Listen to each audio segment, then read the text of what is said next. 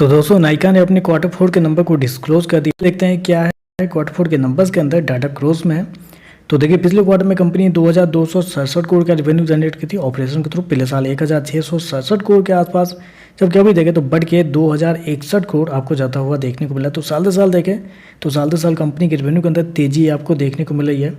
लगभग बोल सकते हैं आप 24% के आसपास का जंप है कंपनी के रेवेन्यू के अंदर साल दर साल। क्वार्टरली बेस पे जाते हैं तो यहाँ पे गिरावट आपको देखने को मिली, लेकिन बेसिकली इनके जो बिजनेस होते हैं वो साइक्लिक होते हैं, तो ऐसे में आपको क्वार्टरली बेस पे आप जज नहीं कर सकते हैं, आपको साल दर साल ही देखना होगा।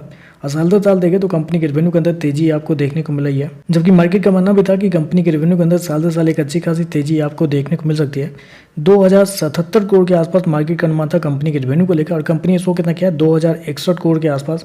तो आप कह सकते हैं लगभग इनलाइन कंपनी के रेवेन्यू आपको देखने को मिल रहा है। खर्चे की बात करते हैं, पिछले क्वार्टर में 2228 करोड़ खर्च किए थे, पिछले साल 1655 करोड़, जबकि अभी देखें तो कंपनी के खर्चे 2031 करोड़ आपको देखने को मिल रहे हैं। तो खर्चे देखें तो खर्चे आपको अभी भी इस क्वार्टर में आपको ज़्यादा देखने को मिल रहे हैं। मतलब नायका की प्रॉब्लम ही हमेशा से ये रही है कि कंपनी खर्चे बहुत कर देती है, कंपनी खर्चे कम नहीं कर पाती है, जिसकी वजह से इनके प्रॉफिट बढ़ते नहीं है। प्रॉफिट नहीं बढ़ते हैं तो इनकी वैल्यूएशन जो है हमेशा से महंगा आपको देखने को मिलता है। चलिए प्रॉफिट क्या है वो देखते हैं। पिछले क्वार्टर में 26 करोड़ के आसपास का प्रॉफिट था, पिछले साल 9 करोड़ के आसपास, जबकि अभी देखें तो बढ़ के 19 करोड़ के आसपास आपको जाता हुआ देखने को मिला। तो साल दर साल देखें तो कंपनी का प्रॉफिट आपको डबल होता हुआ देखने को मिला है।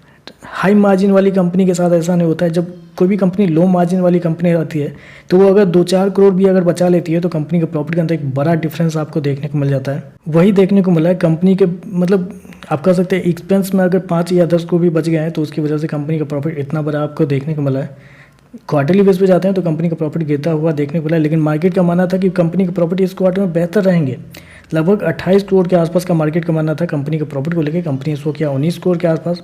तो आप कह सकते हैं यहाँ पर बिलो एस्टीमेट आपको देखने को मिल रहा है। और कंपनी के मार्जिन की बात करते हैं तो पिछले क्वार्टर मतलब पिछले साल कंपनी का मार्जिन 0.54 के आसपास था। देखिए कितना मार्जिन कम है कंपनी का, 1% भी कंपनी का मार्जिन आपको देखने को मिलता है, आधा % पे कंपनी का मार्जिन चल रहा है। पिछले क्वार्टर में 1.16 के आसपास, जबकि इस क्वार्टर में देखते हैं तो कंपनी का मार्जिन 0.9 आपको देखने को मिला। तो कंपनी का मार्जिन बढ़ा है, लेकिन कितना कम मार्जिन है ये आप देख लीजिए। मतलब आप समझिए कंपनी अगर 100 रुपये का सेल कर रही है तो उसमें 90 पैसा कंपनी का प्रॉफिट बन रहा है यहाँ पे।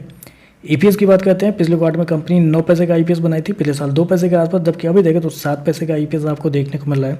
ऐसे में जिस प्राइस पे शेयर आपको ट्रेड करता हुआ देखने को मिला है वो तो ईपीएस अगर आप देखेंगे तो चौंक ही जाएंगे। शेयर प्राइस 203 रुपये के आसपास आपको देखने को मिला है, जिसपे ईपीएस अगर आज के डेट में निकाला जाए तो आपका निकलता है 883 का। 883 के ईपीएस पे शेयर आपको ट्रेड करता हुआ देखना, मतलब कितना महंगा है आप देख लीजिए। यहाँ पे महंगा इसलिए है क्योंकि कंपनी प्रॉफिट ही नहीं बना पा रही है। मतलब प्रॉफिट बनाना चाहिए, कंपनी को बड़ा प्रॉफिट बनाना चाहिए। 1000 करोड़ का सेल्स कर रही है, 10 करोड़ 20 करोड़ कंपनी प्रॉफिट बना रही है, तो इसकी वजह से ईपीएस कम है तो कंपनी बहुत ज़्यादा महंगी आपको देखने को मिल रही है। नंबर अच्छे हैं लेकिन देखते हैं इस पर मार्केट का कैसा रिएक्शन आपको देखने मिलता है। आज के लिए बस इतना ही। वीडियो पसंद आया तो लाइक कीजिएगा, साथ में साथ चैनल को सब्सक्राइब जो कीजिएगा। धन्यवाद।